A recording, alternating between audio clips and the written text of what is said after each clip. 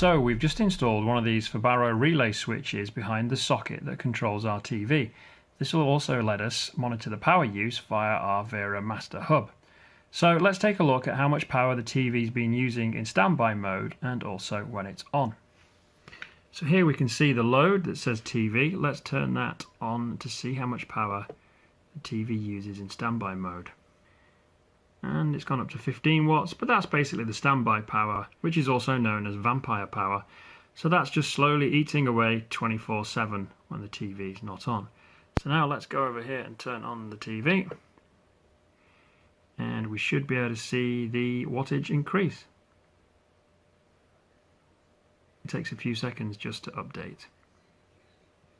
So we can see now the TV is drawing just over 80 watts.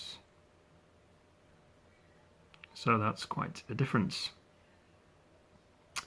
And if we turn the TV off again, we should be able to see this drop back down. Yep, there we go, back down to 11 watts. So it just shows that actually it's quite useful to have a switch that completely turns the power off to the TV. Over the course of a year and maybe 2 or 3 TV sets in the house, you'll probably save quite a significant amount of money.